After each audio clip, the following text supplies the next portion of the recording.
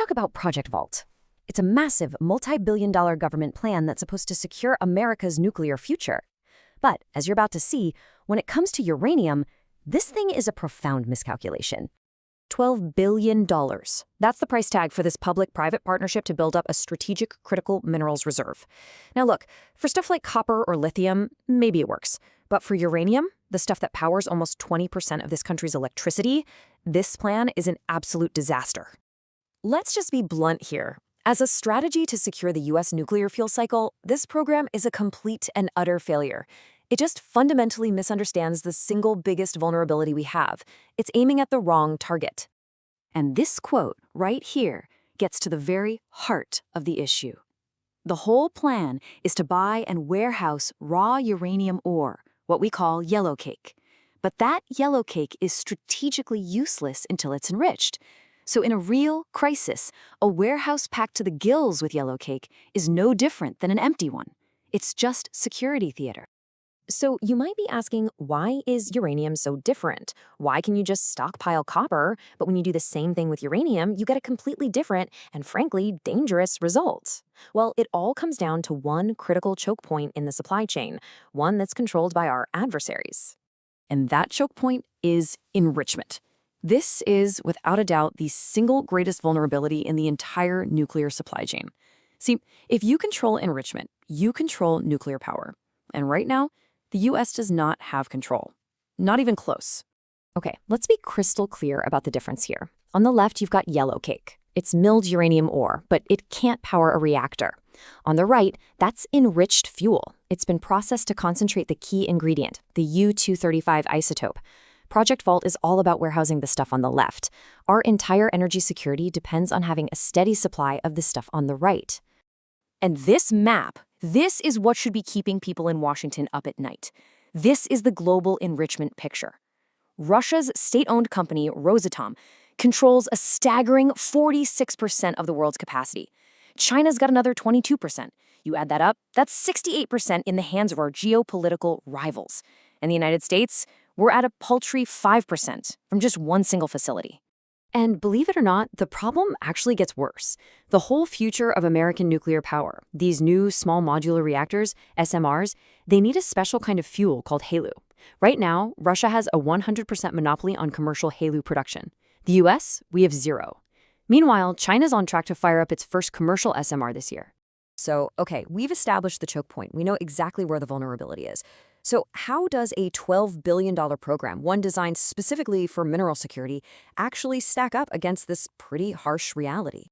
We ran a formal stress test on this program. We analyzed it against the 7 biggest weaknesses in the U.S. nuclear security architecture.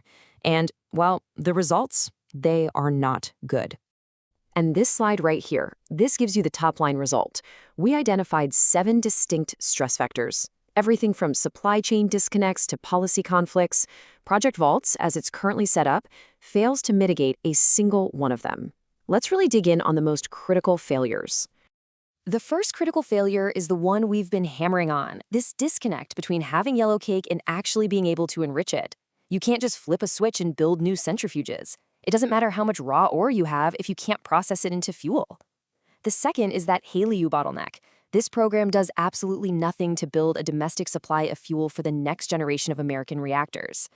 So the bottom line is this: 0 out of 7. The program fails to address any of the risks we identified.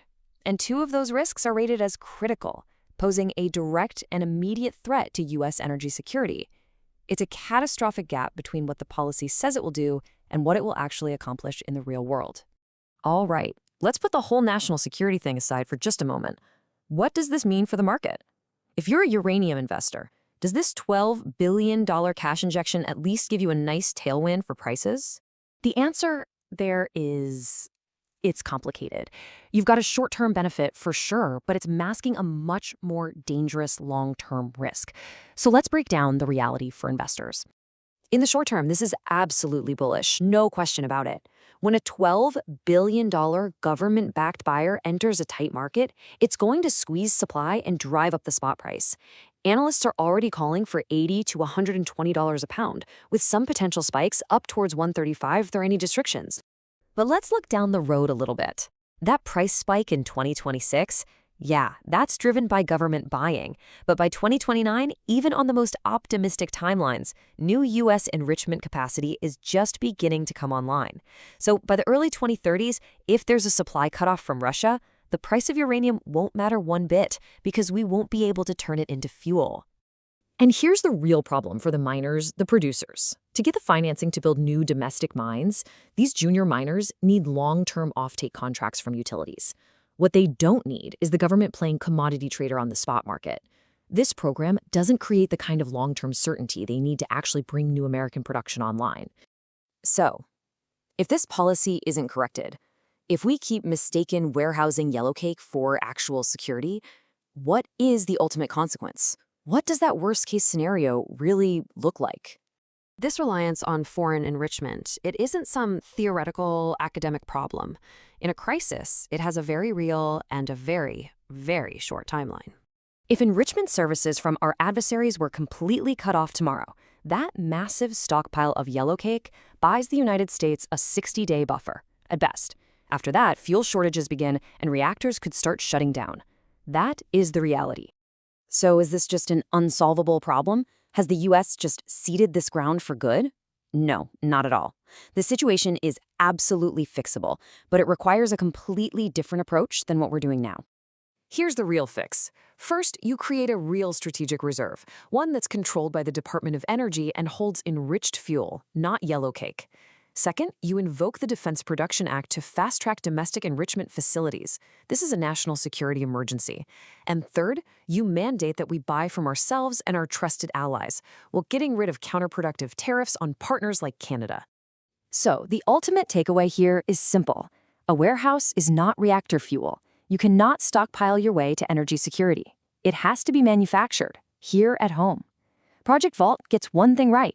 It admits that uranium is strategic. But without an aggressive follow-up to build domestic enrichment, it's just a first step in completely the wrong direction.